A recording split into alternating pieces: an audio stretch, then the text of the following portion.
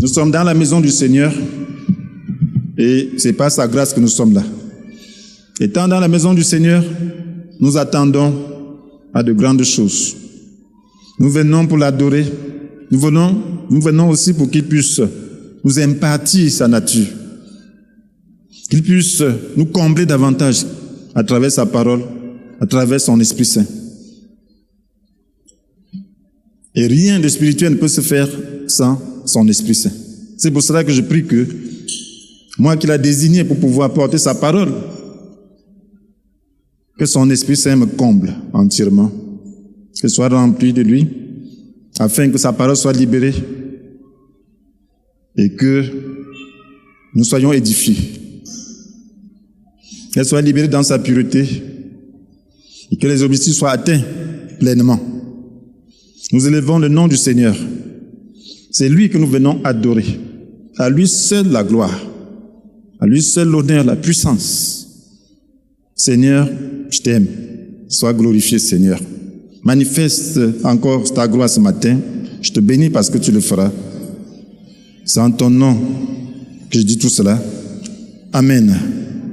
Frères et sœurs, nous allons partager sur la foi. Nous sommes là pour édifier notre foi ces jours-ci. Vivre dans la confiance en Dieu. Vivre dans la confiance en Dieu. Nous voulons comprendre que la vie en Christ est une vie de confiance en Dieu. Savoir comment manifester sa confiance en la parole de Dieu. Ce n'est pas des choses nouvelles, mais c'est des choses renouvelées. La parole de Dieu, c'est la même chose. Mais c'est l'Esprit qui l'accompagne, qui la rend vivante. Et ce matin, le Seigneur va encore rendre sa parole vivante dans nos cœurs pour que nous puissions manifester la foi. Parce que la vie chrétienne est une vie de foi. Dieu a besoin de notre confiance pour atteindre son objectif d'amour. Nous savons que Dieu nous aime. Nous qui croyons en Christ, nous savons que Dieu nous aime. Mais il a besoin de notre confiance pour pouvoir atteindre cet objectif. Parce que la Bible nous dit dans Hébreux chapitre 11, verset 6, que sans la foi, il est impossible d'être agréable à Dieu. Parce qu'il faut que celui qui s'approche de Dieu croit qu'il existe et qu'il récompense ceux qui le cherchent. Tu dois croire qu'il existe et qu'il récompense ceux qui le cherchent. Parce que tu ne le cherches pas en vain. Tu ne t'approches pas de lui en vain. Ça doit être certain. Quel que soit le temps que ça prend, tu dois être décidé, tu dois être certain. Sans cette certitude, tu ne parviendras pas au but. Sans cette certitude, tu ne pourras pas bénéficier du projet de Dieu. Voilà pourquoi c'est important de comprendre comment la confiance se manifeste. Or, nous vivons dans un monde qui n'a cultivé que la méfiance en nous, à cause de la dureté des hommes et de leur méchanceté. Lorsque nous naissons, notre entourage ne cultive que la méfiance. On dit tel est sorcier, tel est ceci, tel est méchant. Et on voit des actes. Et nous devenons méfiants. Les hommes sont difficiles. Le roi Salomon se pose la question de savoir dans Proverbe 20, verset 6, où trouver un homme sincère. Les gens sont déçus, les jeunes filles sont déçues. Chaque garçon qui vient dire « je vais t'épouser », ensuite, elle est déçue. Ce qui fait que finalement, on n'a plus confiance en personne. Et c'est ce qui fait la difficulté de la foi, de la confiance. Donc, on cultive une mentalité de méfiance. De méfiance. Et on ne peut pas donc comprendre que Dieu est différent. Et ce qui est arrivé au peuple de Dieu, sorti d'Égypte. Vous savez, c'était un peuple qui a été assujetti à l'esclavage pendant 400 ans. 400. Dieu avait promis cela. 400 ans. Mais cette parole avait été prédite dans Genèse chapitre 15, verset 14. Et Dieu avait prévu que plus tard, il fera enlever son peuple par une grande puissance. Et ils vont emporter une grande richesse. C'est ce que Dieu avait dit à Abraham. Maintenant, quand le temps arrive, Dieu envoie Moïse. Mais ce peuple-là, qui n'a connu qu'un maître très cruel, un maître en qui on ne pouvait pas faire confiance, qui n'avait qu'un objectif de destruction pour eux. Alors, ce peuple a connu des difficultés pour pouvoir faire confiance au Seigneur. Parce qu'ils ont cultivé une mentalité de méfiance et d'impatience, de soupçon. Imaginez-vous des gens, parce que ceux que Moïse avait fait sortir sont nés esclaves. 400 ans d'esclavage, ça veut dire que parmi eux, il n'y avait pas quelqu'un de 100 ans quand ils sortaient. Même c'était même 200 ans. Donc c'était des descendants d'esclaves. Et ils étaient arrivés au niveau où, quand ils naissaient, ils savaient qu'adultes, ils vont faire des travaux de Pharaon. Et Pharaon était méchant. Voilà ce qu'il dit, c'est un épisode de cette histoire dans Exode chapitre 1. Voilà ce qui est arrivé, que ce peuple devienne esclave. Au verset 9, il dit, voyez, le peuple des Israélites est plus nombreux et plus puissant que nous. Il est temps d'aviser à son sujet pour qu'il cesse de se multiplier. Donc, l'objectif c'était qu'il cesse de se multiplier. Et qu'est-ce qu'il fallait faire? Au verset 11, alors on imposa aux Israélites des chefs de corvée pour les accabler par des travaux forcés. C'est ainsi qu'ils durent bâtir pour le Pharaon les villes de Python et de Ramsès pour servir de centre d'approvisionnement. Mais plus on les opprimait, plus ils avaient d'enfants et devenaient nombreux, au point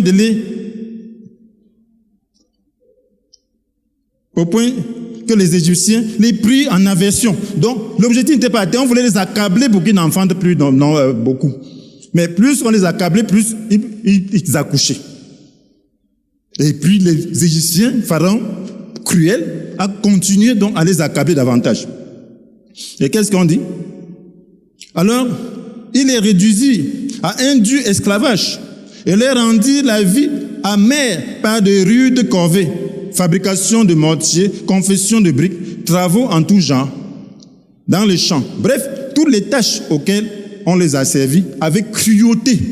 Voilà un peuple qui est né dans un contexte de cruauté, d'asservissement. Avait un bourreau qui n'avait pour but que de les détruire. Et Moïse est né dans ce contexte où on demandait même de jeter les garçons dans l'eau parce qu'on n'arrivait pas à les empêcher de continuer à se multiplier par des rudes travaux. Imaginez-vous, quand vous asservissez, donc vous levez le matin, la corvée dure, vous n'avez pas le temps. Lorsque vous venez le soir, vous allez seulement vous reposer. Et le grand matin, vous recommencez. Donc, vous voyez, quand vous êtes ainsi, vous cultivez seulement une mentalité de méfiance et de révolte. Et donc Dieu vient trouver ce peuple dans ce contexte. Et ils ont donc eu beaucoup de mal à croire Dieu, parce qu'ils n'ont jamais connu d'amour. Ils sont nés dans un contexte où ils ne connaissaient pas d'amour. Donc quand Dieu leur dit, je vais vous faire sortir, malgré les multiples actions de Dieu à travers les miracles, toi, s'ils avaient la moindre difficulté, ils se disent, est-ce que ce n'est pas tuer le pharaon là? Est-ce qu'on ne doit pas être encore réduit en esclavage? Est-ce que parce que le pharaon les a trompés à plusieurs titres. Et c'est ça qu'il fait. Il fallait donc renouveler la mentalité. Il fallait changer de mentalité, ce qui était difficile. C'est la raison pour laquelle ce peuple n'a pas pu entrer dans la terre promise. Pourquoi? Parce que c'est ces gens qui sont nés esclaves et qui sont sortis étant déjà majeurs, ne pouvaient pas faire confiance au Seigneur. Ils ne pouvaient pas changer de nature. Sauf Josué et Caleb. Quand Dieu leur dit, allez prendre possession de la terre promise, ils se plaignent de leurs enfants qu'on voulait détruire. Il dit, on va être tués en guerre. Ils voient des gens, ils disent, on va être tués en guerre. Et l'ennemi va venir s'emparer de nos femmes et de nos enfants. Ils n'ont pas confiance dans le Seigneur. Sauf Josué et Caleb. Voilà la mentalité qu'ils connaissaient. Il n'y a que dans la nouvelle génération qui n'avait pas connu cet esclavage qui a pu entrer. Dieu a fait entrer seulement la nouvelle génération. La génération qui pouvait lui faire confiance. C'est pour dire que sans la confiance, c'est impossible de pouvoir parvenir au dessein de Dieu. Ceci est en train simplement de nous apprendre quelque chose à notre propre sujet. Nous sommes nés dans un monde où il y a un prince. Nous étions esclaves. La Bible dit que nous suivions le chef de puissance spirituelle mauvaise. Cet esprit qui agit maintenant dans les hommes rebelles à Dieu. Donc, avant de croire, avant de connaître le Seigneur, nous étions soumis à l'esclavage du péché. Et nous sommes dans un monde soumis à l'esclavage du péché de mal. Ce qui fait qu'il y a une nature en nous, une nature méfiante, telle que c'est difficile de croire le Seigneur. Et c'est la raison pour laquelle nous avons besoin de cultiver la confiance, de comprendre comment donc croire le Seigneur. Parce que lorsque nous croyons en Christ, cette nature subsiste. Nous naissons de nouveau, mais en esprit. Il faut que cette nature soit vaincue. Voilà pourquoi ce message doit porter sur 3 points essentiels qui vont nous permettre de mieux comprendre comment manifester la confiance dans le Seigneur, en sa parole. Premièrement, nous allons voir que Dieu est digne de confiance. Deuxièmement, Dieu n'a que des projets d'amour pour nous. Dieu est digne de confiance. Il n'a que des projets d'amour pour nous. Et en troisième point, nous allons comprendre qu'une vie de confiance est une vie de reconnaissance. Si tu mènes une vie de confiance, tu vas mener une vie de reconnaissance. Dieu est digne de confiance. Il est facile d'affirmer que Dieu est digne de confiance quand on est dans un bon environnement, quand on se sent bien émotionnellement, quand on voit la manifestation, la gloire de Dieu, on peut dire qu'il est digne de confiance. Et Dieu a prouvé à ce peuple qu'il était digne de confiance. Il a accompli la promesse faite à Abraham en les faisant sortir. Il a multiplié les actions pour qu'il voie que Dieu est fidèle en sa parole. Mais c'est facile de le dire, mais difficile de le maintenir. Voilà pourquoi Dieu a pu conclure l'alliance avec ce peuple. Vous voyez, ils ont accepté très joyeusement. Dieu leur a promis au mont Sinaï que s'ils lui obéissaient, il devait conclure une alliance avec eux afin qu'ils deviennent son peuple. Mais qu'est-ce qu'ils ont fait? Ils ont accepté avec joie. Au verset 7 et 8 d'Exode chapitre 19, vous allez voir que le peuple a accepté avec une grande joie. Ils ont dit, parce qu'ils voyaient Dieu se manifester sur le mont Sinaï par la fumée, par sa gloire, par des voix, par des tonnerres. Oh, Dieu, il est puissant. Ils ont vu Dieu en action. Il a fendu la mer Rouge. Oui, il a frappé l'Égypte par 10 plaies. Il dit, oui, nous sommes prêts. Qu'est-ce qu'ils ont fait? Au verset 7, ils ont dit, Moïse retourna au camp, convoqua les responsables du peuple et leur transmit toutes les paroles de l'Éternel. Alors le peuple s'écria à l'unanimité, nous ferons tout ce que l'Éternel a dit. Moïse rapporta à l'Éternel la réponse du peuple. Ouais, Dieu a dit, ils ont conclu cette alliance. C'est là qu'on leur a donné la loi. Dieu leur a dit toutes ces choses, toute cette loi-là, le Pentateuque, tout ce qu'il fallait faire. Ils ont dit oui, nous allons le faire. Ils ont ratifié. Ils ont fait l'alliance. Voilà d'où est venue l'ancienne alliance. Mais qu'est-ce qui s'est passé? Moïse est resté sur la montagne pendant 40 jours. Ils continuent à voir la nuée. Ils ont commencé à s'impatienter, à dire que ce Moïse, nous ne savons pas où il est parti. Fais-nous des dieux qui marchent devant nous. Aaron, fais-nous des dieux qui marchent devant nous. Vous pouvez imaginer ça? Ça ne faisait pas 2 mois. Dans les 40 jours, il vient de ratifier l'alliance où Dieu dit qu'il n'y aura pas d'autre Dieu que lui. Où Dieu est toujours là. Il continue à voir la fumée, à voir le nuage. Mais comme ils s'impatientent devant la petite épreuve, ils oublient carrément. C'est parce qu'ils avaient la mentalité d'esclaves. Ils soupçonnent Dieu. Est-ce qu'ils croyaient dans les paroles de Dieu? Ils ne croyaient pas. Cette nature ne leur permettait pas de croire Dieu. Mes frères et sœurs, vous ne pouvez pas imaginer, ça c'est frustrant. C'est très frustrant pour Dieu qui est en train, Moïse est en train de recevoir ça donc sur des tables. Moïse est en train de recevoir toutes ces lois-là, avec tous les détails. Mais par derrière, ils font un veau d'or. Exode 32. Un veau d'or. À grand prix, ils ont donné leurs objets d'or pour pouvoir façonner un veau d'or, commencer à adorer, pendant que Dieu est là. Ceci montre le manque de confiance en Dieu.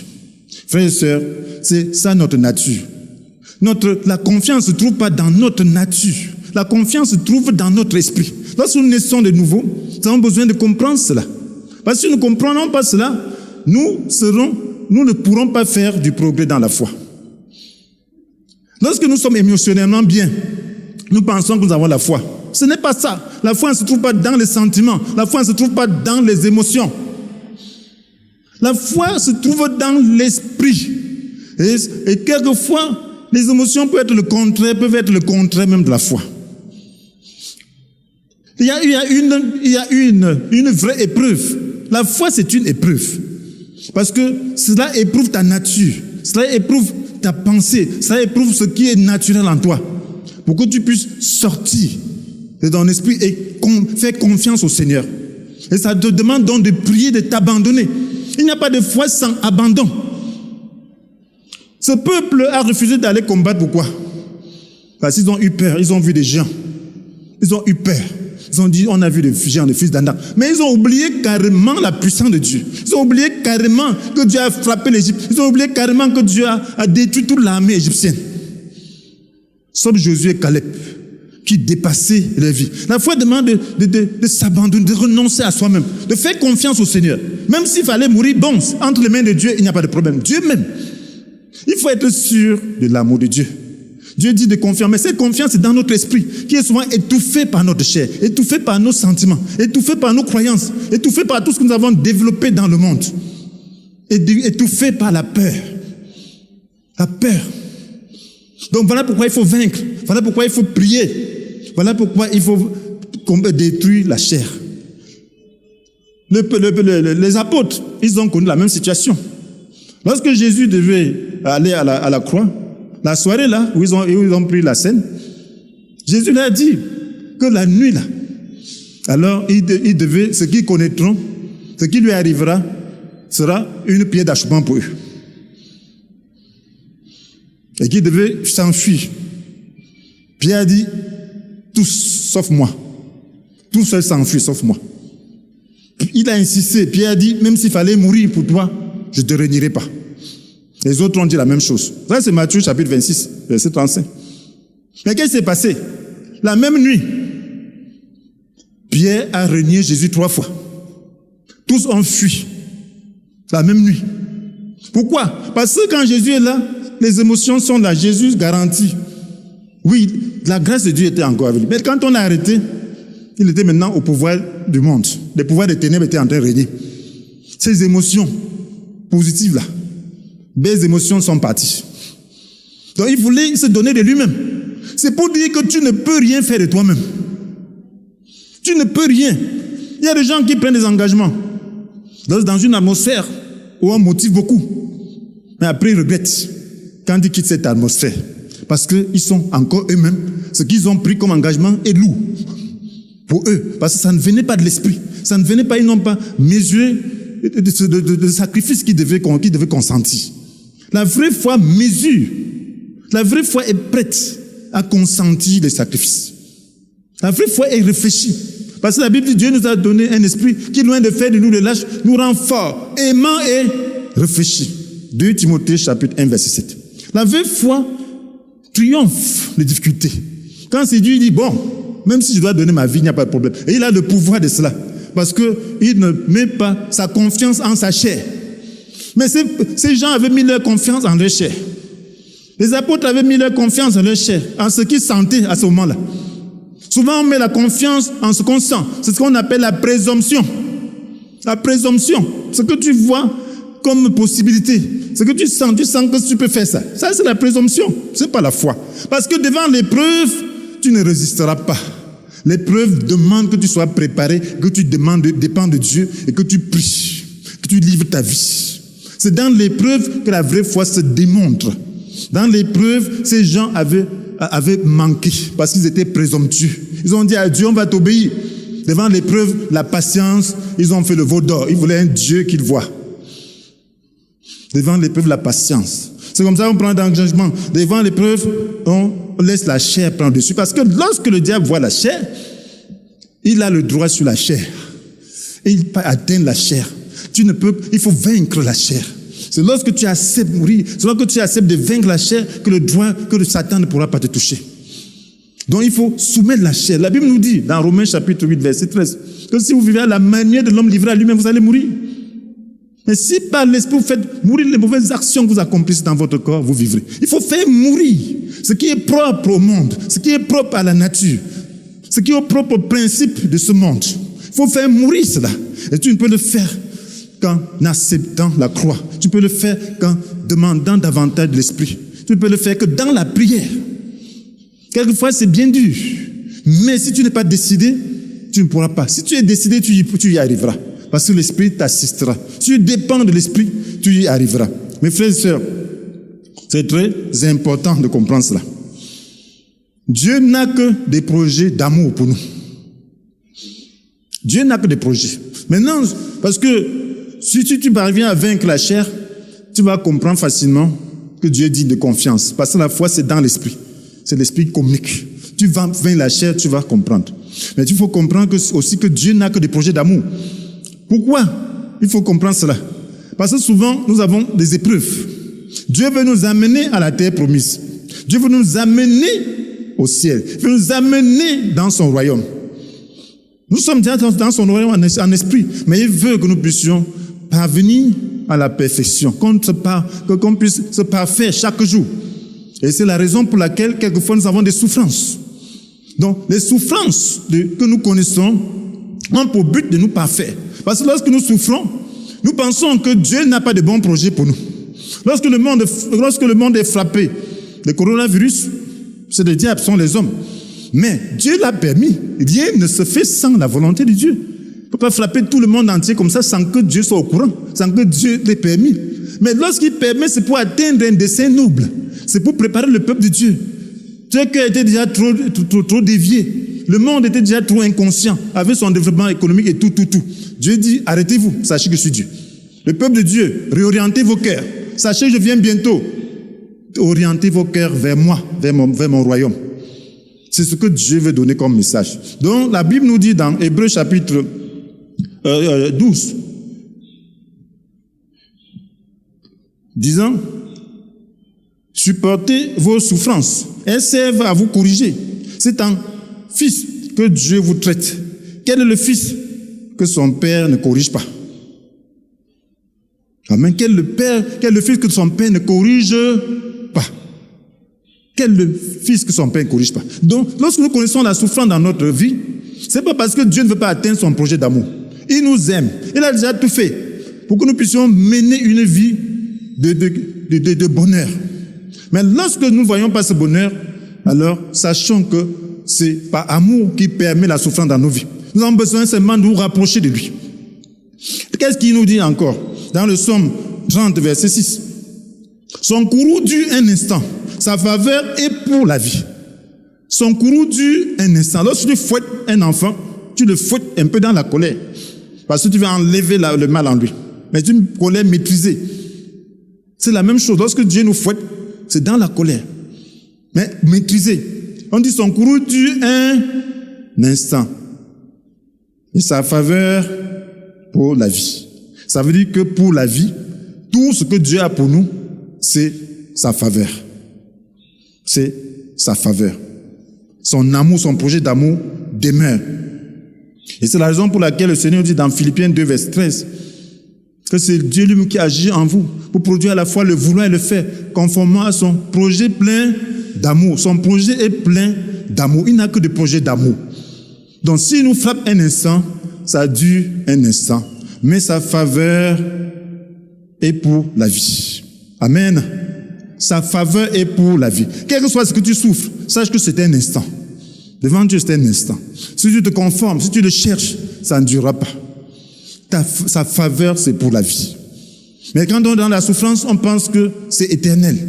Ces gens étaient devant l'attente du retour de Moïse. Ils pensaient que quelques instants, 1 mois, 40 jours, c'est combien? Quelques instants étaient comme une éternité.